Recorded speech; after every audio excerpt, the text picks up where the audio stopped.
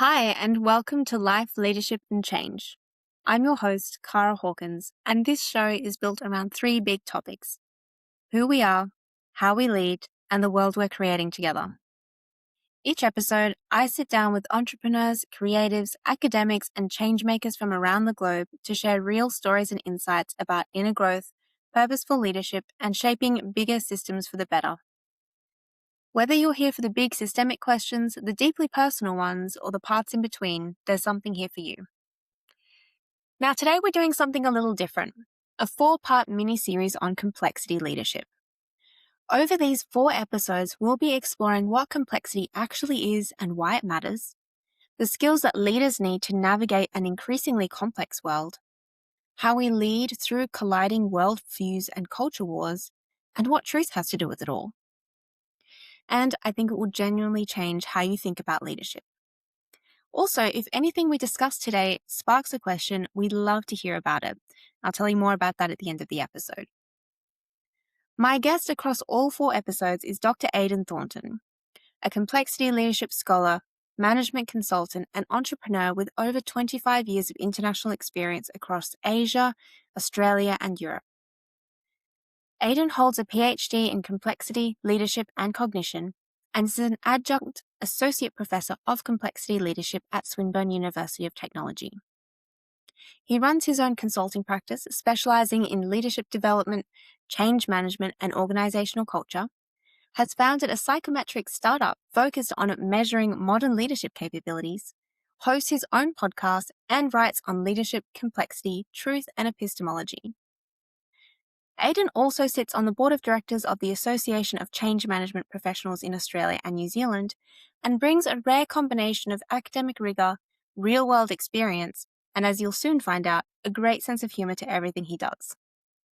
In today's first episode, we're starting at the foundation: what complexity actually is, why it's increasing, and what it really means for how we lead. Enjoy! Thank you so much, Aiden, for joining me today. It's great to have you. Great to be here. Thanks so much for the invitation. Looking forward to the conversation. I thought one part where we could start is looking at why complexity matters today. It sounds like a kind of a simple question, but there's actually so many layers to answering that question.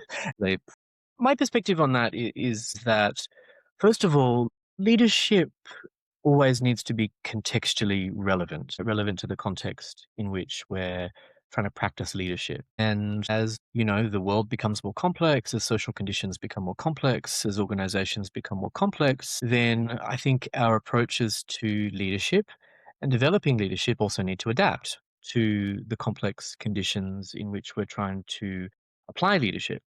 Every time I kind of log into social media, I hear people talking about, complexity and why we need to take it seriously. And I think my concern is that I just worry that complexity is being used in kind of inaccurate ways. I think that in reality, social complexity has actually increased since our species, Homo sapiens, first evolved, 300,000 to 350,000 years ago. And we've seen social complexity increase, quite steadily for, a few 100,000 years and then exponentially since the Industrial Revolution.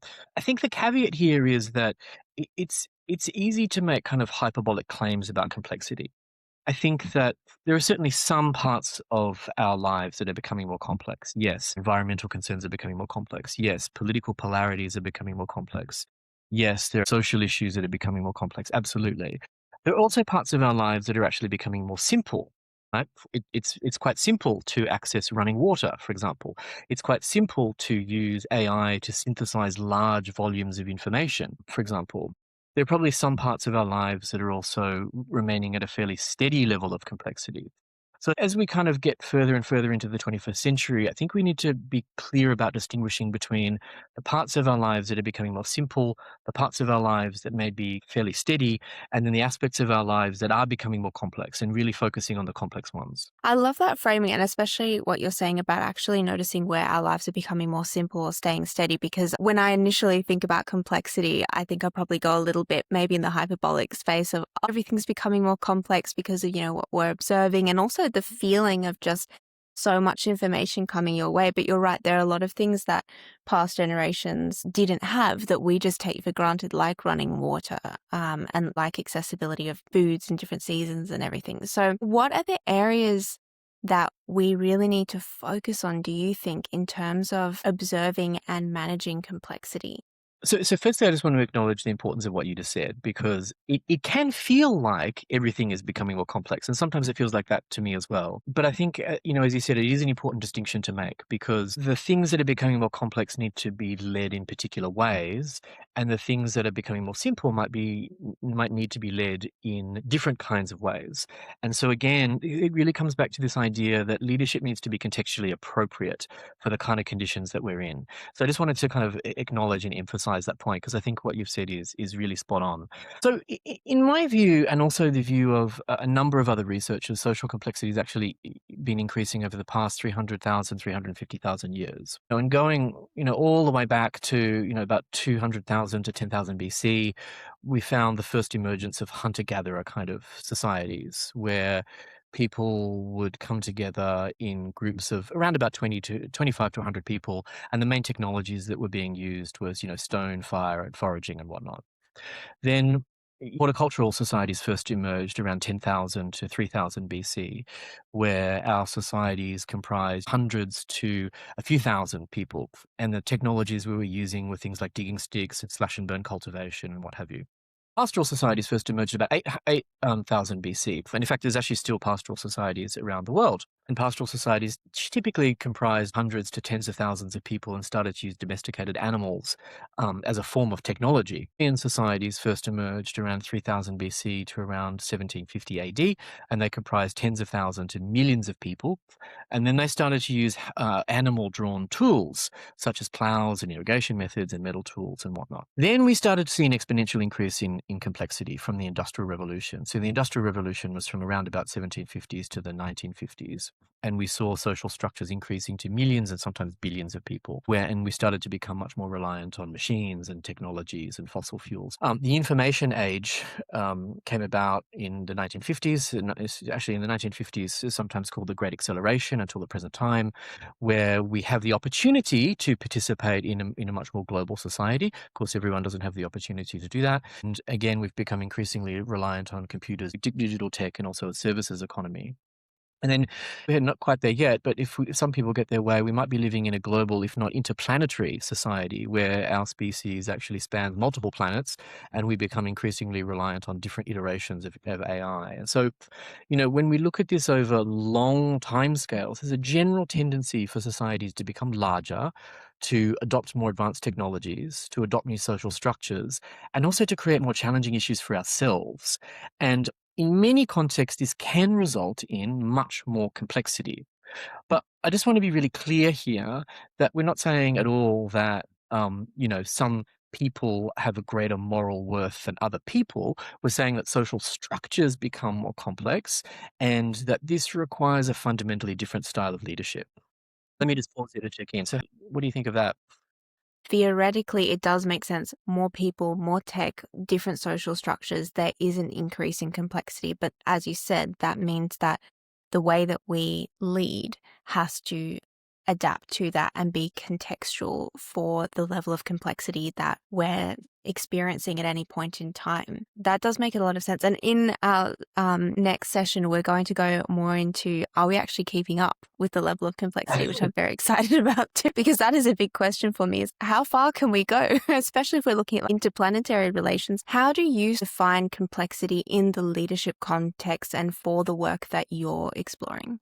Yeah, well, as you may expect, complexity is a complex thing to define, and I think we need to make some really important distinctions, right? Because there's important distinctions between an increase in difficulty versus an increase in complexity, and I'll tell you a bit more about what I mean by that. And then the second distinction I want to introduce is there are many different types of complexity we observe in complex systems, and so complexity is not just kind of one thing. Right. And in the scientific literature, in leadership, and also complexity science, we don't really know which type of complexity is most strongly related to effective leadership. right? This is a key outstanding question that we as a group of complexity leadership scholars need to work on moving forwards. So again, do you want me to just quickly share my screen just so I can talk more of these distinctions? For those tuning in on audio, you can check out the video on YouTube, but we're also speaking through the slides. So I just said there's two distinctions. The first is between difficulty and complexity, and the second is between different types of complexity. So let me just kind of walk through a few ideas here. So let's start with difficulty, right? So I'm going to give you a trial, right? So the first one is this one. So 1 plus 3 plus 4 equals question mark. So on a scale of 1 to 10, how difficult do you reckon this is? It's quite simple. Yeah, pretty simple. So most people would say, 1 to 2. Something fairly simple. I can do it in my head, right? So now let me give you a second trial. Okay. So how difficult do you reckon this one is on a scale of 1 to 10? I mean, it's higher up the scale because there's more of it, but it's probably that much higher? And I agree with you. Most people would say it's a bit more difficult, right? Because, there's a longer list of numbers and you're going to go through it and, I've forgotten what my cumulative is. Did I forget that number 4 in the third row? So it's probably a bit more difficult for a whole range of reasons, right? But it's actually not more complex. It's more difficult because it involves a larger number of numerals, but it's not more complex because it still involves the same process of addition over and over again. But in contrast, complexity can be quite different, right? So complexity science recognizes many types of complexity, and there are, I don't even know how many, probably 30 or 40 different types of complexity that are recognized in complexity science. So I'll just give you a bit of a taster as to some of the types of complexities that we talk about. So things like, classical information complexity, hierarchical complexity, network density complexity, fractal dimension complexity, systemic complexity, and many other different types of complexity. It is probably a bit overwhelming to define all these types of complexity for today's conversation because it's quite a technical kind of discussion. But I think what I wanted to point out is difficulty often involves an increase in the volume of things we need to deal with. Or it's one of the reasons. It can be the increase in the volume of things we need to deal with. But complexity doesn't necessarily have to involve an increase in the volume of things, but it probably involves an increase in interconnectivity and also an increase in systemic volatility. I think there's a fairly important distinction between difficulty and complexity. And sometimes when I log in, people are talking about complexity this and complexity that, whereas in fact, I think that many of the things that people are talking about actually relate to difficulty rather than complexity. And I just wanted to show you just one really cool visual that, in my view, does a really lovely job of describing what I think some people have in mind when they talk about complexity. So I think when many people talk about complexity, this is probably what they have in mind. So this is a more general definition of complexity. It's the unpredictable behavior exhibited by systems. And by systems, I'm talking about things like organizations and societies and economies and whatnot, resulting from interconnectivity within systems, interconnectivity between systems, and interconnectivity between systems and their environment, where a single change can trigger multiple effects. And I just find this moving image to be just such a vivid display of what my mental model of systemic complexity is. All of these different parts are all interconnected. You can see these patterns emerging. You can see that if you change one little thing, it's going to have a ripple effect through the rest of the system. And I suspect that this is what many people are trying to get at when they use the term complexity. Yeah, that is an amazing visual. It really resonates with me, especially when you're talking about interconnectivity. And when I conceptualize certain problems, especially in the change space, or even when I'm just, down pathways that I'm interested in, I do experience sort of, like these brain explosions because it does feel like everything's interconnected. So when we're trying to solve problems in such a little box, it doesn't work when you're not accounting for all the different complexity around it. So that model is so cool to sort of see how, one change in one area completely changes the whole movement and model of everything around it, which of course there's so much of in our society. And especially when you're talking about interconnectivity, I think that's such a good key word here, because in our day and age, I would argue that that level of interconnectivity between people, between systems and environments, and number of players in the game, and then their interconnectivity is increasing as well. Would that be sort of an accurate driver of the increase in complexity?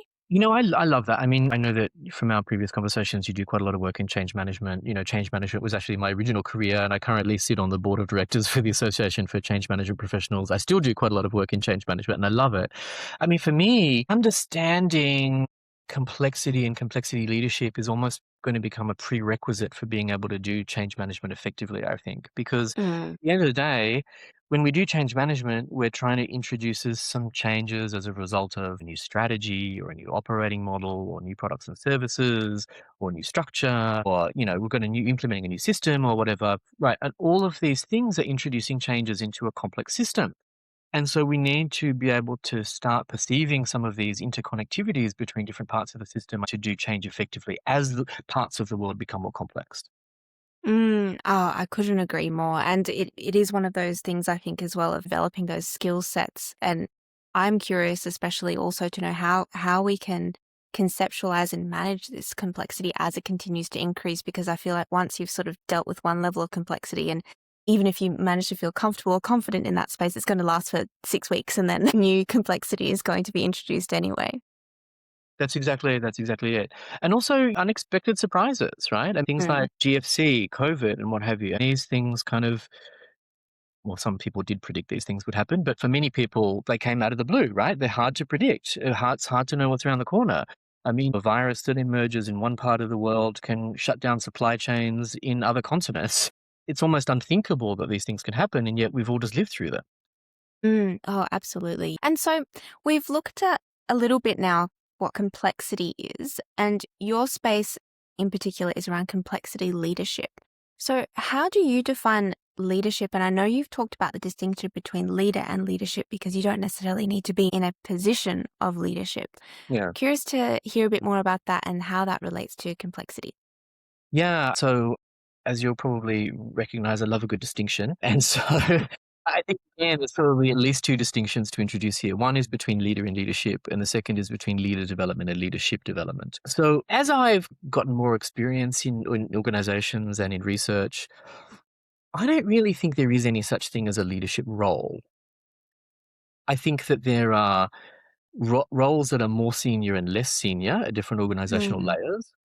And I think that people who are more senior and less senior can have more leadership capability or less leadership capability.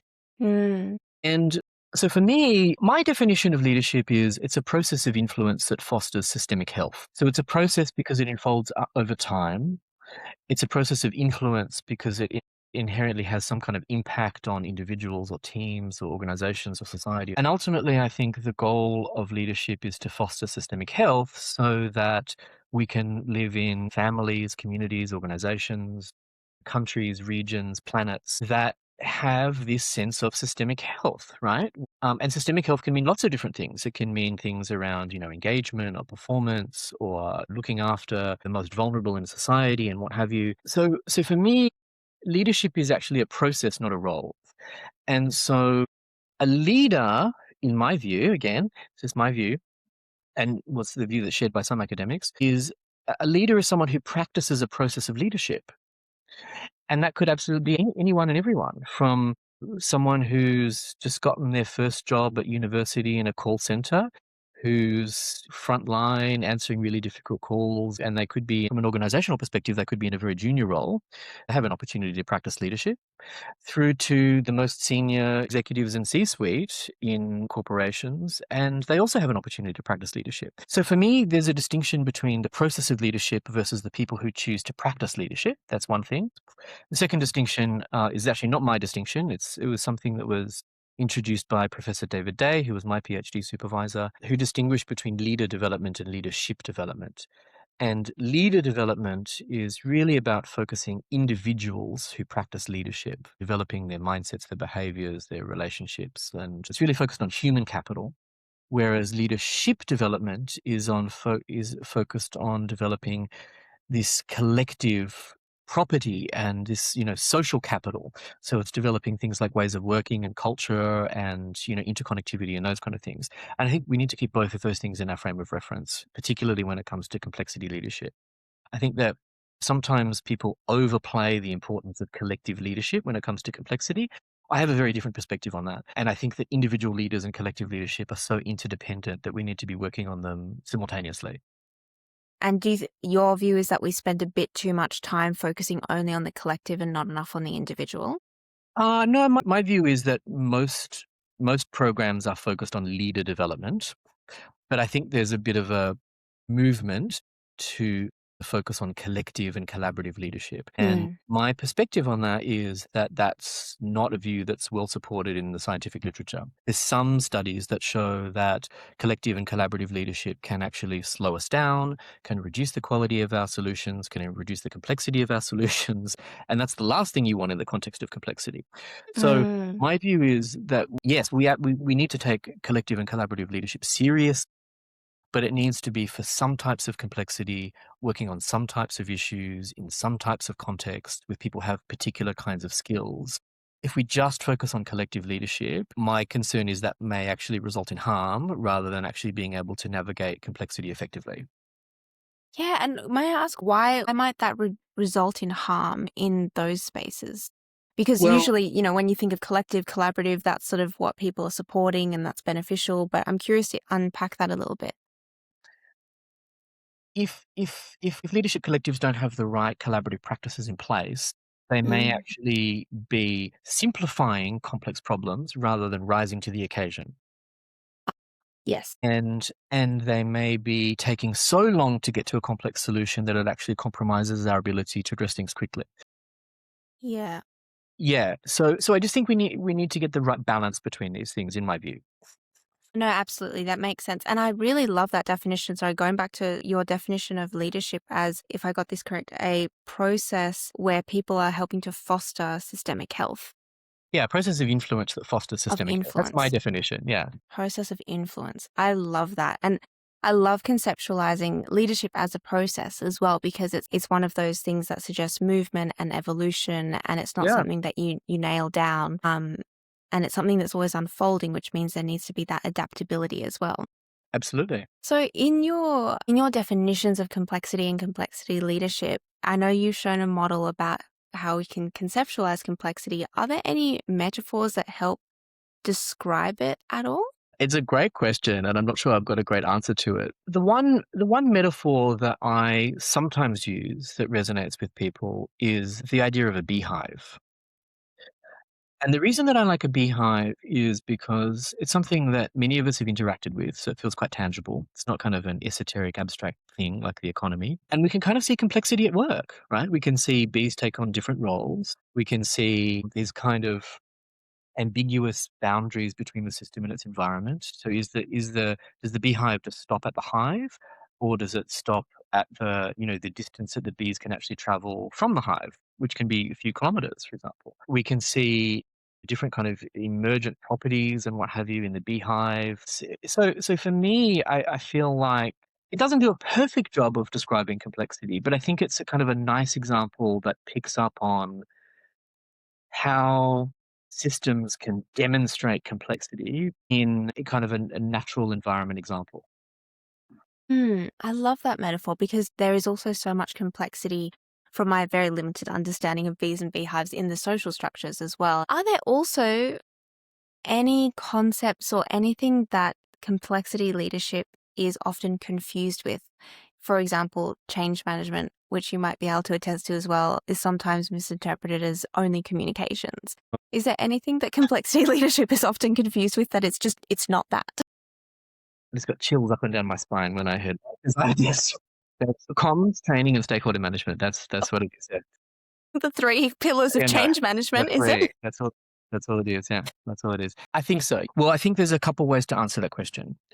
First of all, from a practitioner's perspective, I think that the two most common approaches to complexity leadership are systems thinking and stages of adult development. And I think people are trying to use these two approaches as ways of doing complexity leadership. And that might be fine. That could be perfectly reasonable. But there's a whole lot more. There's a whole lot more going on. I think that I think that sometimes it's not so much what it's confused with, but sometimes the importance of complexity leadership is dismissed as being we don't want to overcomplicate things. We want to make things simpler. We want to reduce the processes. We want to streamline our operating model. We want to reduce cost. We want to make it smaller and more contained. And so many leaders are motivated to actually simplify complexity rather than rise to the occasion. And my perspective on that is you actually do need to rise to the occasion in order to work out what to simplify and what not to simplify. So actually, you need to be able to engage with at least some of the complexity to work out which parts of the operating model we might be able to simplify and streamline, and which parts of the operating model we may need to adapt and complexify in some ways. Maybe we need to iterate parts of the operating model on an annual basis. Maybe we need to implement fundamentally different practices in the operating model so that we can have a much more adaptive organization in response to the market conditions. So it's not so much that it gets confused with things, but that complexity leadership gets identified with two particular approaches, when in fact complexity leadership is so much broader than that. And I think it gets dismissed. So that would be my response to that. Yeah, and I want to go back to what you said, which I just think is so important around we do have possibly a culture that tries to simplify, like maybe automatic response to complexity is to try and simplify things. But I love how you're saying that, yes, simplification is important, but first we have to rise to the occasion to understand complexity in order to understand what we can simplify and what we shouldn't be simplifying. So what you just said, that is the reason why I think we need to be a little cautious with collective and collaborative leadership. There are some contexts in which collective or collaborative leadership can help us to rise to the occasion by dealing. Oh, I've got hearts. Look at that. Um, I love it. Yeah, it's That's great. a symbol from the complexity gods. Um, so there are some contexts where collective leadership can help us to rise to the occasion, and I think there are other contexts where collective leadership will actually prevent us from rising to the occasion. Mm. What you just said is exactly why I think we need to be a little bit cautious with getting the right balance between individual and collective leadership. Yeah, oh, absolutely. And so, but also going back to, complexity leadership being dismissed, what risks are there if we don't actually properly address complexity leadership, especially as complexity is continuing to increase, whether we look at it or not? Well, ultimately, it's going to have an impact on the health and the survival of the individual and the system. One of the things that we know from complexity science is that there's always this interaction between complex systems and their environments, right? And what systems are often trying to do is to kind of dance between, the system and the environment. So can we make sure we're kind of in balance and in tune with the environment? And when the environment becomes much more complex, then the system often needs to adapt. If it doesn't adapt, the system can collapse. If the system can adapt, then it often needs to rise to the complexity of the environment. And so we've seen this in, lots of organizations that have, essentially collapsed. Look at organizations like Kodak, for example, couldn't keep up. Mm. Look at things like, BlackBerry, for example, couldn't keep up with, changing market demands. And so as the marketplace changes, as there's new products and services introduced to the marketplace, I think that some organizations are really going to struggle to keep up with that. So really the impact is the survival of the system. To tie this back to evolutionary biology, this is exactly what Charles Darwin was talking about with natural selection, is that organizations that are a good functional fit for their environment survive long enough to have offspring. Organisms that are not a good functional fit for their environment will eventually die out over time. And the reason for that is because they really struggle to adapt to their local conditions. So in many ways, I think that Darwin was talking about a more biological process of evolution, but I think it could be equally applied to what a lot of organizations are going through. And would that also translate to individuals, for example, as, say, complexity is increasing in organizations and in the world, and we're seeing, I believe, higher levels of burnout and stress and disengagement from individuals in organizations and beyond? Is that something where there's a break point that there needs to then be big shifts? Or are we talking again back to sort of the evolution in terms of, maybe like a wealth gap between people who are able to remain employed in environments that are not conducive to human well-being and those that Yeah. aren't? Yeah, I mean, I'm not sure that there's a lot of research on this, but we can speculate. I mean, I would definitely suspect that an increase in complexity will have an impact on things like stress, burnout, and mental health for sure. Because it is hard to keep up with things. It is hard to consistently deal with complex issues. It is hard to deal with one organizational transformation after the next. It is Mm. hard as a change manager to deal with large, complex things all the time. And so it's probably reasonable to think that this increase in complexity probably will have an impact on those three things, being, stress, burnout, and mental health. Absolutely. And so I'm not sure there's an easy solution to that, though. Mm. It seems to me unrealistic to think that we can simplify the complexity of the world. I think it's almost inevitable that complexity is going to be increasing for at least quite some time. Maybe part of the solution is managing the way that we do work so we can go through more peaks and troughs and manage our stress levels and burnout over time. So, for example, we can enter into a really intense period for a couple of months, but then we really need to manage our downtime. And one of the things that I often advocate for as a practice are self-regulation skills and the kind of things that I know we'll talk about this in our next podcast, but things like biofeedback practices, breathwork practices, contemplative practices to restore more balance in our brain body systems so that we can recruit our psychological processes and be more effective at dealing with complexity. And being able to do that on a daily basis is actually really pivotal, to be honest. It definitely increases the coping capabilities and at Yeah. least in my personal experience, and I guess the research does show that as well. So, what kind of complexities can we expect to face now and in the future? I'm not sure that anyone's got a really confident answer to that. I mean, look, there are some organizations that make formal predictions about those things. So I think the World Economic Forum has a list of the top, risks and issues that are predicted by different leaders across the world. But my view is, I reckon we've already got a taste of it, right? We just need to look around us, particularly in Western democracies, at the culture wars. We're experiencing political polarities. We're experiencing fundamentally different perspectives on really critical topics. We've got lots of different worldviews in play. We've got increasing activism and so forth from the far left through to the far right and all of the shades of grey in between. And I think a lot of us are already experiencing some of these things, right? A lot of these things can be psychologically quite troubling. A lot of these things can impact relationships. I mean, I personally know people that have been cut off from their families by having certain views, so it can have an interpersonal impact and an impact on Yeah. family dynamics. And so, irrespective of whether we're dealing with environmental issues or health issues or technology issues, I suspect that the culture wars is giving us a bit of a taste as to what this is going to look and feel like moving forwards, where there's going to be lots of different worldviews in place, probably potentially tribalism and people coming together and aggregating with groups that they agree with. There's going to be people competing for whose perspective needs to be taken more seriously. Hmm. So I think it's good. I think it's like that, right? I just think it's going to be magnified even more unless we find Mm. ways of navigating what's really going on here. Yeah, gosh. And there's so much in that. And we'll do more on that in our third episode. But that is also quite a scary prospect, I think, because it seems already quite intense. And as you say, it's very personal impacts as well. So, from today, what is one key takeaway or message that you would love for people to come away with from our conversation around part one on complexity leadership? So hard to think of one thing. Maybe I'll answer the question. I'd be curious to hear your perspective on this as well, actually.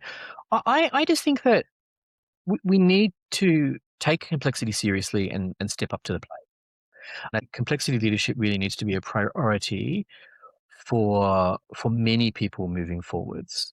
That we need to understand that complexity is here, it's right on our doorstep, we're immersed in it, and there are some fundamentally different skills we need to cultivate to navigate complexity more effectively.